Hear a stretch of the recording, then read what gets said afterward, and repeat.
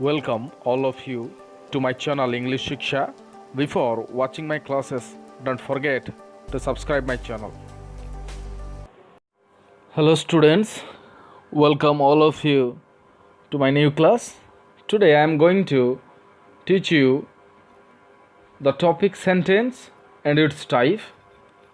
Before entering into the topic, I want to give you the definition of sentence so that you can understand the topic very well and it would be useful for you while you studying the sentence and its types.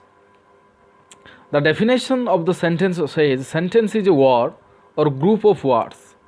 Sentence is a word or group of words which has complete meaning in itself.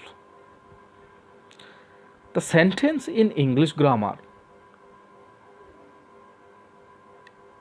must be a word, a single word, or group of many words, but it must have a proper and complete meaning. That is a sentence.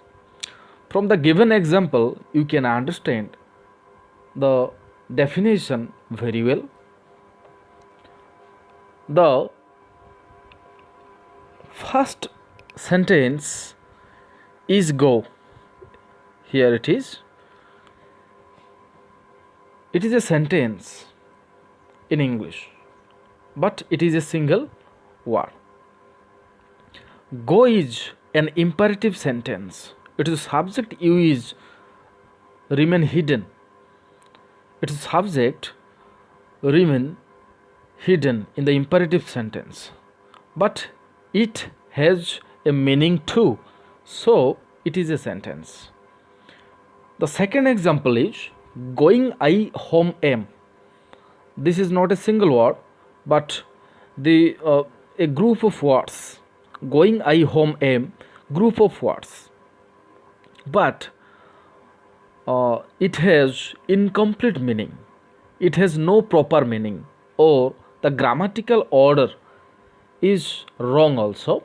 So we cannot say that the second example going I home am is a sentence, though this sentence, this line, is consist of so many words, but it has incomplete meaning. Its meaning is unknown to all, so we cannot say, we can say that it is incomplete in meaning. But the third example is I am going home.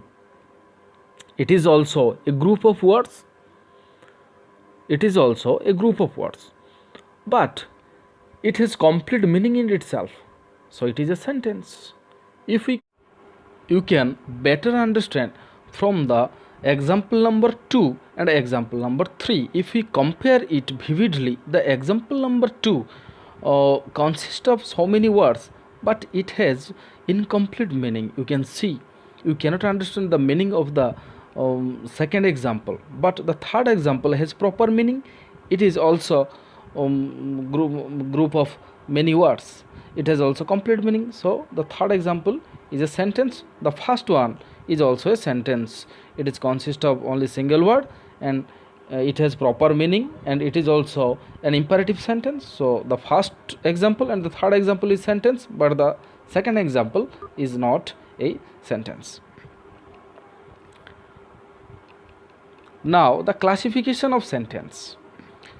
In your book, in the BSE ODISHA book, in the class 10th book, sentence is 3 types, but a sentence is no longer is 3 types. It can be four types: the simple, compound, complex, and compound complex. Also in the modern grammar, there is a sentence also compound complex sentence. This is the formation of a simple sentence. You can see on the screen. A simple sentence consists of one independent clause. Only one independent clause.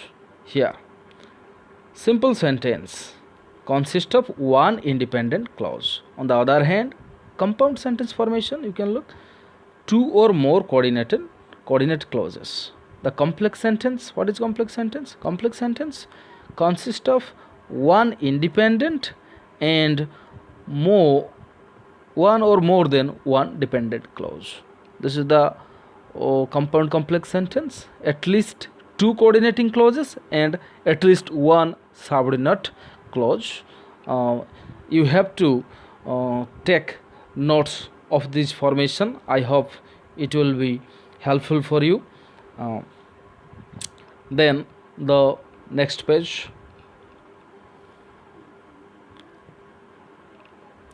This is your book, types of sentence.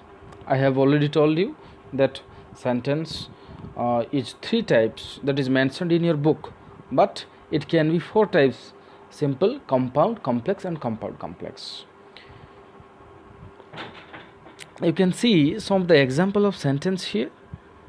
Mr. Anil Mohanty is a teacher. It is a sentence. He teaches us English. It is a sentence. He has been teaching an English for the last 15 years.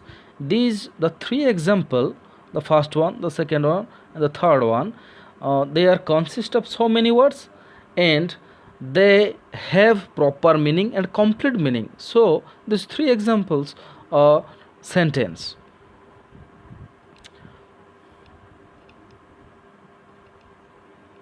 The activity 1. The activity 1 asks you, pick out the finite verb in the following sentence. Pick out the finite verb in a sentence. The first example is, the first question is, Nilima has good memory. Here the finite verb is the has. Before identifying the finite verb, you have to remember what is finite verb.